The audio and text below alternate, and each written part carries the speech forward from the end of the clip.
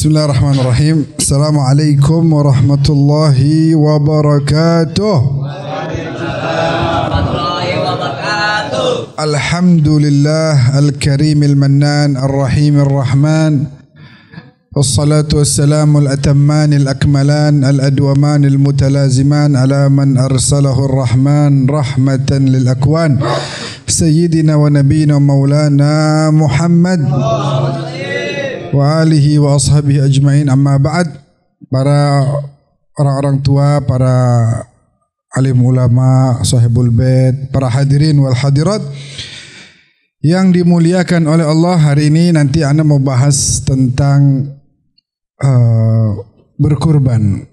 Tentang berkurban, boleh enggak kita berkurban atas nama orang yang sudah meninggal?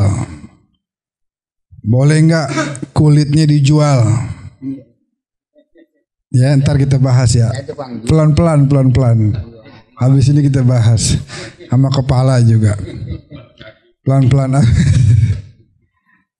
Sama adab-adabnya. Tapi sebelumnya Anda mau curhat sedikit.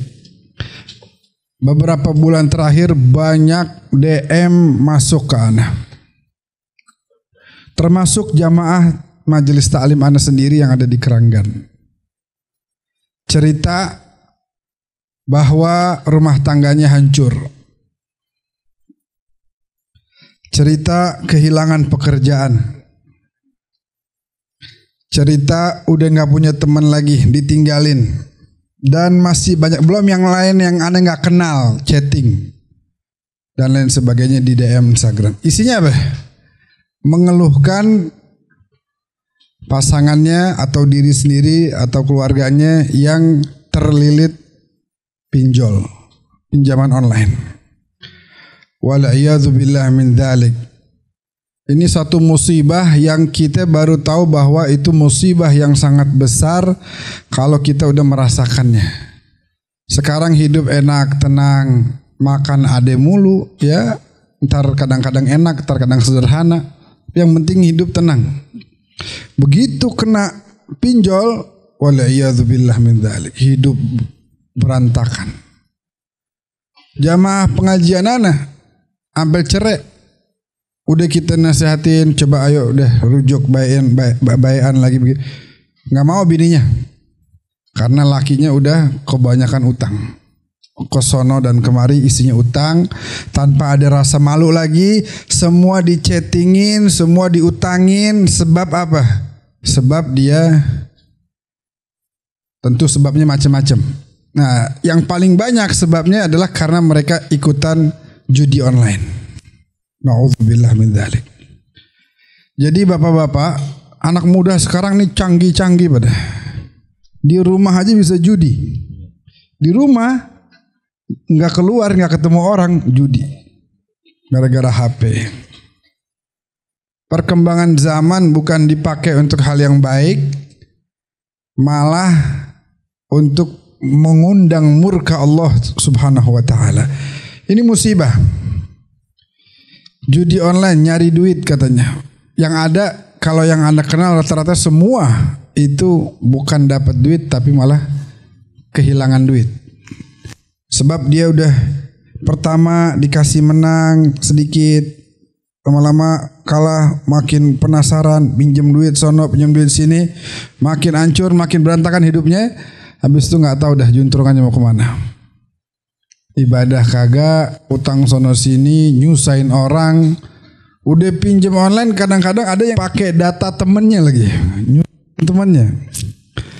Yang pusing orang tuanya. Ya Allah, ini anak pecah. Maka dari itu, yang pertama saya wasiatkan untuk yuk sama-sama kita cari makan yang halal. Nggak ada lebih daripada halal. Nggak ada yang lebih nikmat daripada rezeki yang halal. Man akalal halal ata'at jawarihuhu sya'am aba. Orang kalau udah makannya halal, maka anggota tubuhnya ini mau tidak mau bakal taat sama Allah. Wa man akalal haram asad jawarihuhu. Sebaliknya kalau makannya syubhah apalagi sampai haram, maka tubuhnya bakal terus mengarahkan kepada kemaksiatan. Nauzubillah min dzalik. Ya. Jadi tinggalin. Nggak bakal seneng kalau kita main begituan. Dan kita lihat sendiri bahwa akhirnya hal tersebut membuat dia hidup yang tadinya nyaman-nyaman aja, seneng-seneng aja bakal jadi susah. Nyusahin banyak orang. Pinjem duit mah boleh. Orang minjem duit mah boleh juga. Saya kadang-kadang juga kalau lagi nggak ada duit pinjem duit. Cuman yang normal begitu, caranya juga normal.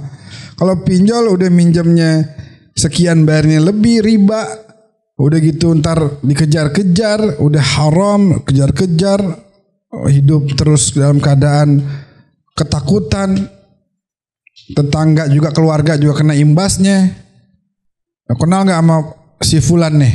Ini dia punya utang nih mas sama kita nih begini. Lah orang lain yang nggak tahu apa-apa jadi kena juga. Pinjam mah boleh pinjam. Nih saya pinjam duit nih. Obi saya pinjam duit dong nih. Kebetulan mau bayaran sekolah nih kurang. Ntar ada rezeki balikin. Al Habib Abu Bakar As-Sakran juga begitu. Pernah dia cerita juga pernah punya hutang. Waktu itu nyelesain urusan orang kena masalah. Gimana ceritanya? Pokoknya punya utang. Nah, beliau punya murid satu. Murid ini kaya raya. Ngaji sama beliau, cinta sama beliau. Cuman rada kurang mudeng kalau lagi ngaji. Ya rada kurang mudeng. Duduk cuman mate sih ke yang ngisi pengajian. Cuman kadang-kadang otaknya jalan-jalan nggak tahu kemana.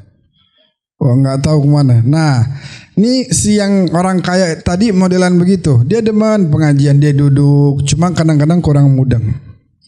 Subhanallah, Habib Abu Bakar udah berusaha mencoba menyelesaikan tanggungannya. Sakran, ini namanya Habib Bakar Sakran. Enggak kelar-kelar karena banyak jumlahnya nyelesain urusan orang. Tulis wasiat. Nanti kalau saya meninggal yang mandiin saya fulan, muridnya nih, yang kurang mudeng tadi cuma banyak duit. Banyak duit, cinta sama Habib, cinta sama pengajian, cinta sama ulama, tapi kurang mudeng. Begitu dikasih tahu, nih kata Habib, ente suruh mandiin. Lah bagaimana saya kagak bisa mandiin mayat? Caranya bagaimana caranya? Tapi gak mungkin Habib tahu saya. Gak mungkin saya yang disuruh. Nih pasti ada sesuatu nih. Cari tahu kesono kemari, tanya sama orang. Akhirnya benar, ini ada satu punya, masih ada tanggungan. Habib masih ada tanggungan sama dia. Rupanya kata orang kaya ini, oh disuruh mandiin, maksudnya bersihin utangnya nih. Katanya dia gitu. Bersihin apa? Utangnya. Dia dengan senang hati dan dengan keikhlasan dia bersihin utangnya. Dia bersih. Saya juga sedih gitu melihat kadang-kadang sebagian orang udah pinjol, udah judi online, ada lagi sekarang yang ngemis di TikTok. Ngemis gitu, minta apa? Gift. Minta gift, live minta gift. Bukan cuma orang-orang ini, kadang-kadang ustadz ada juga begitu. Ada juga ustadznya, Habibnya ada juga. Bedanya apa? Bedanya sama ngemis. Nanti minta duit, minta duit dong. Nah itu juga minta dong, gift dong. Sama, cuma lebih modern aja begitu kelihatannya. Itu gara-gara apa kali? Muridnya kurang ngasih kali ya sama ustadznya tuh jadi. Sampai ustadznya jadi kudu jadi pengemis. Pengemis, bagi duit, bagi gift. Astagfirullahaladzim. Ente ngemis aja di jalan minta duit sama orang sama aja, nggak ada bedanya. Cuma bedanya lebih modern aja. Nah, jadi sangat disayangkan betapa sekarang ini kita melihat kenyataan seperti itu. Jadi sekali lagi saya ingetin, daripada lu judi online, lu tabung duitnya buat nikah. Ini saya ngomong lu sebab biasanya pemuda-pemuda nih yang begitu. Kalau yang tua-tua udah kagak, udah kagak mungkin main begituan tuh. Udah fokus ibadah, udah fokus baca Quran, ya kan? Insya Allah. Yang muda-muda udah nabung aja tuh duit, nabung. Udah gitu berkah duitnya, kalau orang nabung berkah. Duitnya berkah tuh. Oh, wah, habis ini tambah, habis tambah terketemu sama jodohnya. Ini jangan-jangan gara-gara main begituan akhirnya kebaikan demi kebaikan Allah jauhkan dari dia. Nah, kita harus perbaiki diri sendiri. Ini saya curhat sebab nggak sedikit yang ngomong sama saya, cerita sama saya tentang hal ini. Jangan sampai kejadian di mari. Di Ciracas kan nggak boleh ada tuh yang model begitu. Ya, jangan tolong nabung ya. Nabung tuh duit ditabung jadi rezeki yang berkah, yang halal. Akan ada orang begitu. Kita sedih melihatnya. Oh, dia kebawa sama pergaulan yang kurang baik. Makanya nih kita ngaji, tujuannya apa? Ngaji buat apa sih? Ngaji. Kadang di pengajian boleh jadi masih ada tuh lagi ngaji. Boleh jadi masih ada yang sambilan main slot. Kayak anggota DPR lagi rapat main slot. Bukan ngomongin nasib rakyat, malah pada sibuk main judi. Yang udah jelas pasti akan menurunkan murka Allah Subhanahu wa taala. Nih saya nih kalau ngaji ke guru-guru saya, niat selalu tuh saya niatin, ya Allah pulang dari sini pengen jadi lebih baik lagi. Itu selalu. Nah, antum juga niatin itu. Ya Rob, saya ngaji di sini pengen pulang dari sini lebih baik lagi. Pelan-pelan. Orang mah kagak ada yang bersih, semua kita punya dosa. Cuman harus ada upaya gitu untuk memperbaiki diri, ya. Udah, sampai situ aja dulu tentang curhatan ana. Nah, sekarang kita bahas sedikit tentang korban. Perhatikan baik-baik. Ada 3 hal yang mau dibahas di sini. Yang pertama tentang adab dan tata cara menyembelih hewan. Yang kedua tentang boleh nggak berkorban untuk orang yang udah meninggal. Yang ketiga tadi kaitan dengan kulit, kepala dan kawan-kawannya itu. Ya. Yang pertama tentang adab dan etika menyembelih hewan. Kemarin juga saya sampaikan karena memang penting ini. Jadi mana-mana harus tahu bahwa Nabi kita Muhammad sallallahu alaihi wasallam dalam hadis yang diriwayatkan oleh Abu Ya'la Shaddad bin Aus radhiyallahu anhu ardhah, dan hadis ini ada di Sahih Muslim, kemudian juga dituliskan oleh Al-Imam An-Nawawi dalam 40 hadisnya, hadis ke-17, bahwa baginda sallallahu alaihi wasallam beliau bersabda, innallaha katabal ihsana ala kulli syai' فَإِذَا قَتَلْتُمْ فَأَحْسِنُوا الْقِتْلَةَ وَإِذَا ذَبَحْتُمْ فَأَحْسِنُوا الذِّبْحَةَ فَلْيُحِدَّ أَحَدُكُمْ شَفْرَتَهُ وَلْيُرِحْ ذَبِيحَتَهُ أو كما قال صلى الله عليه وسلم. Nabi bilang, sesungguhnya Allah telah mewajibkan kepada kalian untuk berbuat baik dalam segala perkara. Apapun yang mau dilakukan harus diisi dengan kebaikan, harus dijalani dengan cara yang baik. Apapun itu, ibadah kudu cara yang baik, nasehatin orang kudu cara yang baik, nggak boleh caci maki, nggak boleh sambil ngata-ngatain. Sedekah nggak boleh sedekah sambil ngungkit-ngungkit. Ya, apapun yang kita kerjakan harus dijalani dengan cara yang baik juga. Didik anak caranya kudu baik. Jangan kita caci maki anak kita. Dasar lu anak setan. Dasar lu dasar apa lagi? Gak tahu diri. Dasar segala macam. Harusnya kalau marahin anak, Allah yahdik ya waladi. Semoga Allah memberikan kamu hidayah wahai anakku. Cakep. Jadi anaknya didoain. Karena orang tua punya mulut ini tajam banget. Kalau dia nyumpain, kejadian kepada Alqamah, Rasulullah turun tangan, Nabi kita Muhammad sallallahu alaihi wasallam bilang ini nggak bisa, kudu orang tuanya. Lah Nabi nih mau turun tangan nggak bisa, saking orang tua udah bilang saya laknat kamu, saya kutuk kamu. Alqamah, Nabi bilang harus dimaafin, ibunya bilang kagak mau, ya udah dia bakal terus begini, nggak bisa, nggak ada yang bisa turun tangan. Orang tua punya omongan ini, hati-hati. Sampai nggak ada Jalan keluar, Nabi bilang ya udah bakar api dah. Itu bakar aja nih Alqamah. Akhirnya si ibu baru jangan dibakar. Saya maafin, saya ridoin. Meninggal, selesai. Itu omongan orang tua tuh. Omongan orang tua. Kalau didoain anak sukses, anak baik, anak pintar, jadi dia. Sehingga apapun yang kita kerjakan harus baik, termasuk nyembelih hewan. Fa idza qataltum fa ahsinul qitlah. Kalau mau membunuh, ini kan hewan mau dibunuh nih. Bunuh dengan cara yang baik. Wa idza dzabhtum, kalau mau nyembelih fa ahsinuz dzibhah. Sembelih dengan cara yang baik. Wal yuhidda ahadukum syafratah, tajemin tuh pisau.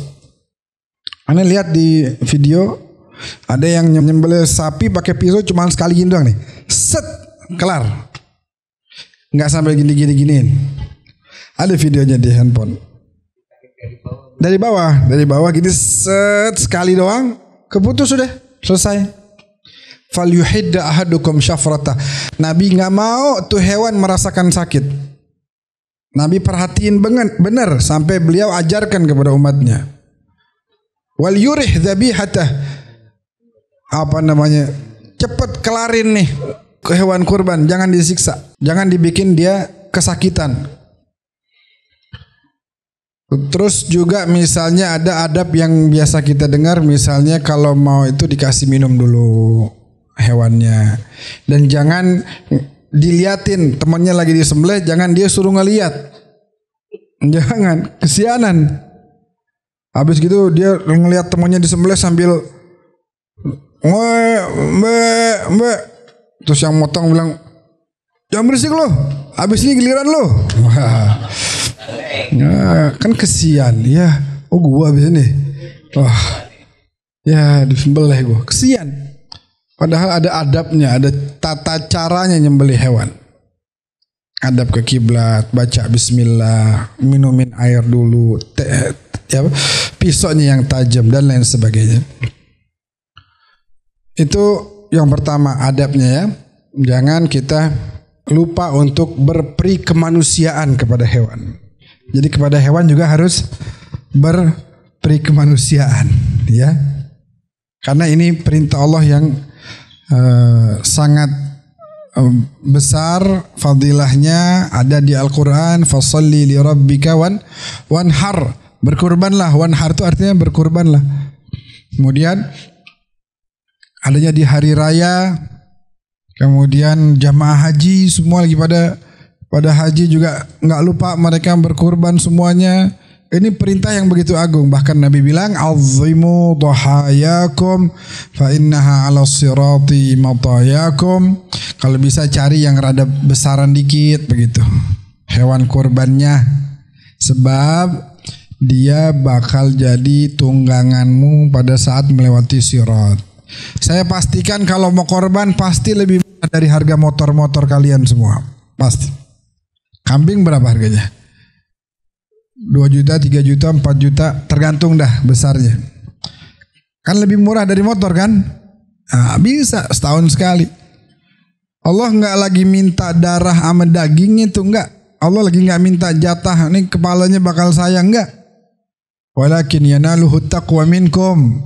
Allah lagi pengen lihat ente nurut gak? Saya udah kasih duit mulu nih sama ente tiap hari nih. Tiap bulan dapat gaji, dapat rezeki, makan ada. Sekarang saya minta nih yang lebih, korbanin dong sedikit ya, sedikit. Oh jangan dah ya Allah, jangan. Gimana? Daripada main slot, udah jelas. Balik lagi ke slotnya. Kagak ada di sini insya Allah ya. Amin. Ya Rabbal Alamin. Kalaupun ada nih bekas berkahnya majelis, insya Allah hilang deh penyakit itu. Jadi ke slot lagi kita. Yang kedua, boleh nggak ngorbanin orang udah meninggal? Berkaitan dengan hal ini para fuqaha berbeda pendapat. Ada yang membolehkan, ada yang tidak membolehkan.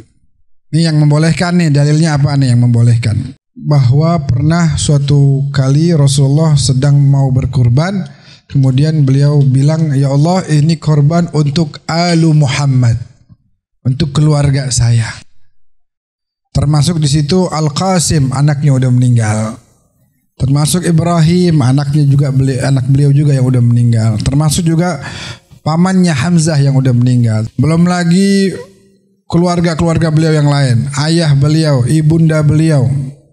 Itu beliau bilang, ya Allah, ini dari Alu Muhammad, dari keluarga saya.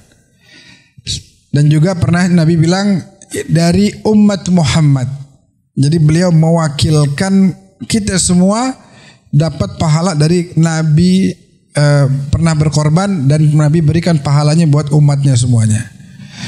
Karena atas dasar itu umatnya Nabi saat itu ada yang udah meninggal, ada yang belum lahir kayak kita, tapi dapat juga bagian pahalanya. Kemudian karena itu dibolehkan untuk berkorban kepada orang yang sudah meninggal.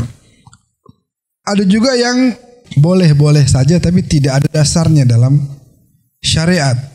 Kalau misalnya saya nih, kakek saya udah meninggal, saya kurbanin.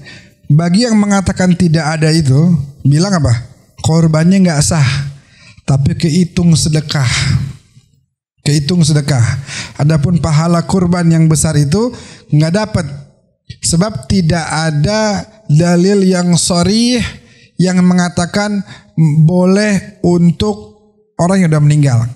Termasuk hadis yang tadi dipakai oleh yang membolehkan, dikatakan Alu Muhammad di sini boleh jadi yang dimaksud sama Nabi yang masih hidup saat itu. Sehingga nggak ada dalil yang sharih, yang terang, yang jelas, yang yang pasti bahwa membolehkan berkorban atas nama yang udah meninggal. Ala kulli hal, kecuali kalau ada wasiat. Tong nih romanya gue udah tua nih, tuh gue ada tabungan tuh di situ. Tuh kalau gue udah meninggal beliin korban ya. Nah itu jalanin atas dasar wasiat. Jalanin itu atas dasar wasiat. Tapi kalau nggak ada wasiat maka tidak ada dasarnya. Boleh nggak? Boleh aja, kehitung jadi sedekah nantinya. Itu yang kedua. Jelas yang kedua ya. Jadi kalau yang mau ya udah silahkan. Tapi biar asal tahu bahwa ada juga fuqaha yang mengatakan itu tidak ada dasarnya. Jadi lebih baik yang misalnya sedekah. Kalau niat sedekah memang udah jelas tuh ada dasarnya dalam syariat. Sedekah, ya Allah nih sedekah nih pahalanya bakal almarhum ibu saya, kalau almarhum bapak saya, itu jelas ada tuh. Tapi kalau korban tidak ada. Sekarang yang ketiga, menjual kulit, kepala, kaki juga ya? Oh gitu. Baik kalau begitu. Nih sekarang saya jelasin terkait dengan kulit, kepala sama kaki juga. Oke. Disebutkan bahwasannya ini, tapi tolong jangan langsung ambil kesimpulan, ini panjang nih. Ya. Man ba'a jilda udhiyatihi fala udhiyatalah. Siapa orang jual kulit korban maka seperti tidak berkorban. Tidak diterima korbannya. Tapi boleh menjual kulit dengan kondisi-kondisi yang akan saya sampaikan. Kapan boleh menjual kulit? Jadi kulit nih, ini udah rapi nih, ini daging udah diplastikin, udah dibagi-bagiin, nih kulit mau diapain nih? Kulit dikasih juga kepada fakir miskin.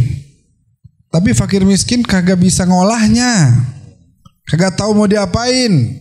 Banyak yang ogah nerima kulit, mendingan daging, udah ketahuan. Kulit mau diapain? Kan gitu.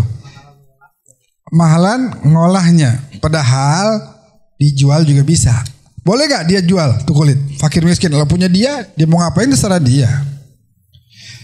Lah ente dah nih, saya korban bagi-bagi, dapat sapi. Nih sapi, daging boleh dijual, punya dia, punya kita, bebas.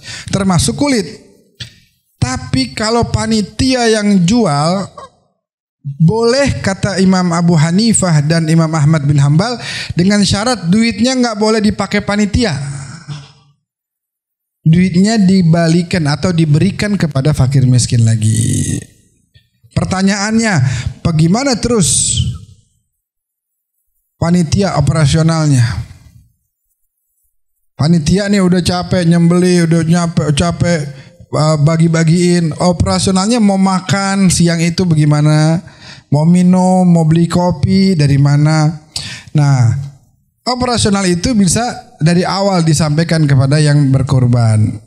Nih naruh korban, oke. Ntar ada operasionalnya ya, satu orang 150.000 ini. Bakal panitia beli plastik, bakal beli makan, bakal beli minum, bakal beli pesoknya misalnya. Bahkan tukang sembelihnya itu juga nggak boleh nentuin. Habis nyembelih sapi, tuh paha yang gedean biarin situ, jangan dikasih orang, bakal saya tuh. Nggak boleh itu. Nggak boleh itu.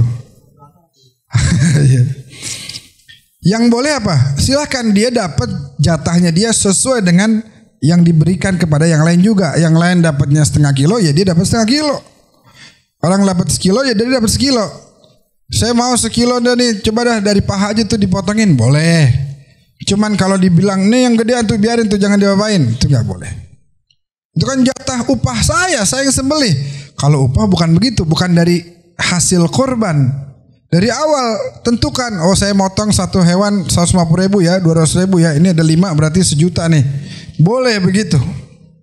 Emang udah ada operasionalnya, boleh. Tapi kalau dari daging korban nggak boleh dipisahin begitu. Kudu dia dapat jatah sesuai dengan jatah yang orang lain juga dapat. Nggak boleh beda sendiri, nggak boleh.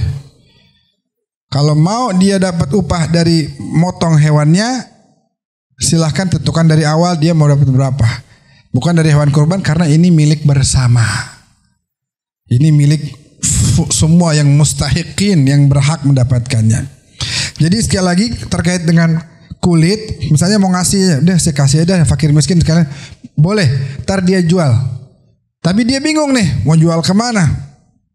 Nah panitia di situ boleh menjualkan, tapi hasilnya itu untuk dikembalikan kepada orang-orang yang berhak mendapatkan bagian daripada korban tersebut. Gitu ya. Tadi sekali lagi saya katakan, bukan tidak boleh, yang menerima pun mau jual boleh, ketika memang itu bagian hak dia.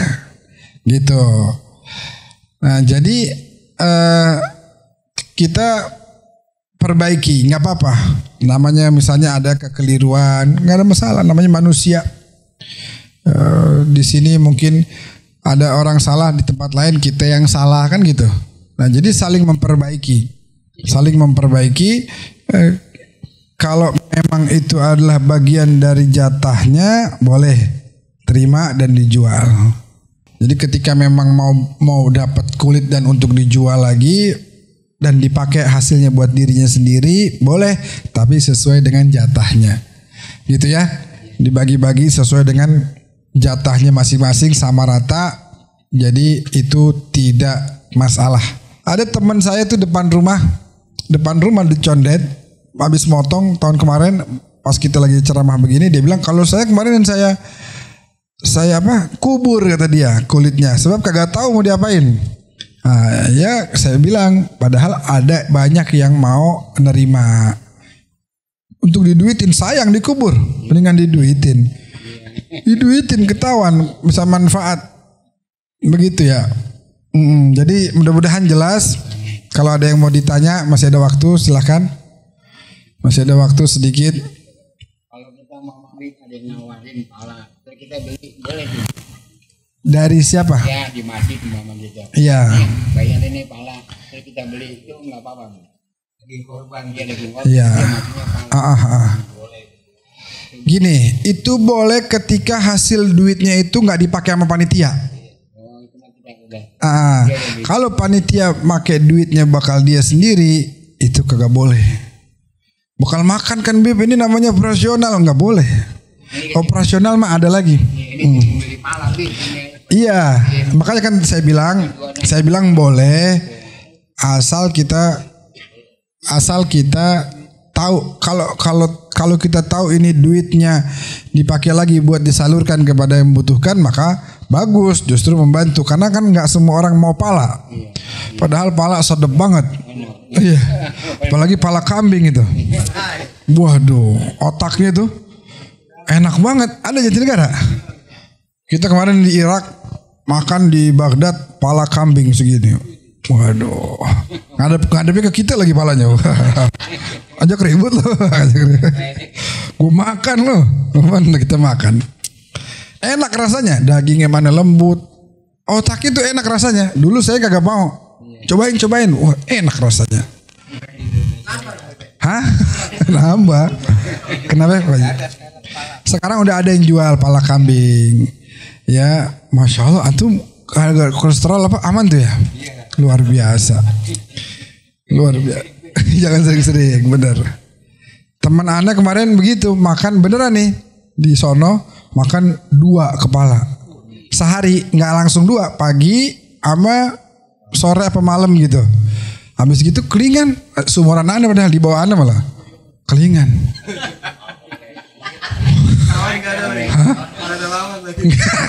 Belum kawin.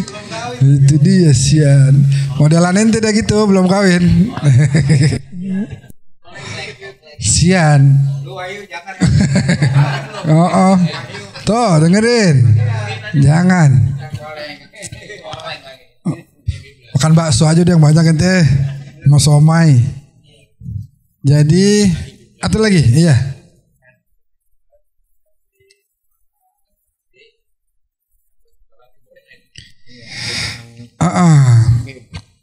Gimana? Oh, tukang daging. Belinya sama siapa? Panitia itu jual buat apa? Enggak, panitia itu jual duitnya buat apa? Itu harus dipastikan. Saya kemarin, mohon maaf, iya, udah sampai pertanyaan, ntar saya jawab. Tapi sebelumnya kayak gini. Panitia tuh nggak boleh misalnya jualan sapi bertujuh nih 3.200.000 per orang. Nggak taunya yang dipakai sapi 3 juta. Yang dipakai buat beli sapi patungan 3 jutaan. Bukan 3,2. 3 jutaan 200-nya dipakai buat operasional. Itu harus disampaikan dari awal. Waktu ijab kabul tuh, nih saya mau nyumbang nih. Salah satu bagian dari 7 yang mau potong sapi. Oh iya ini 3.200.000 ya. Cuman ini yang bakal dibeliin sapi 3 juta doang. Yang 200 bakal operasional. Harus dijelasin begitu. Kadang-kadang panitia suka lalai atau lupa akan hal ini. Nah ini gak boleh.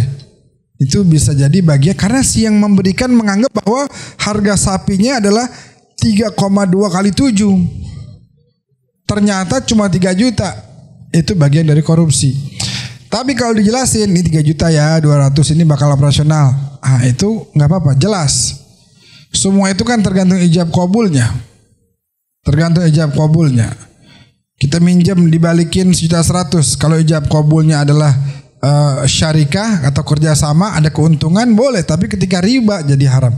Semua tergantung ijab kabulnya. Pada saat mau terima itu duit jelasin ini sekian kepake, termasuk juga waktu jual. Dia mengambil di sini pendapat, memang kalau di zaman sekarang menurut saya harus ngambil pendapat Abu Hanifah dan Imam Ahmad bin Hanbal. Karena Imam Syafi'i nggak boleh melarang menjual sama sekali, tiada maaf bagimu dah kalau kamu jual tuh. Saklek, tegas. Tapi kalau Abu Hanifah boleh dengan syarat duitnya bukan buat dipakai panitia, tapi dipakai lagi diberikan kepada fakir. Sama aja sama Imam Syafi'i. Manfaatnya sama-sama ke fakir miskin. Manfaatnya sama-sama ke umat. Cuman memang diberikan kemudahan lah. Kalau orang miskin itu kagak bisa jual nih kepala, nggak bisa jual nih kulit, dibantu sama panitia, tapi duitnya diserahin lagi. Begitu juga kalau Pak Haji beli kepala boleh aja, cuman dibilangin boleh, mau buat jual lagi boleh. Asal kita bilang sama panitia, nih saya ambil jatah ini ya beli ini bukan beli dari ente karena ini bukan punya ente ini. Ini kepala emang punya ente? Bukan. Punya umat. Hak apa ente jual? Ana beli, balikin kepada mereka yang membutuhkan dan memang layak mendapatkannya. Dasar apa panitia jual kepala? Punya dia tuh kepala. Tuh kepala punya dia bukan? Punya dia bukan? Bukan, jelas. Kok bisa dia jual apa yang bukan punya dia? Bilangin sama panitia, nih duit.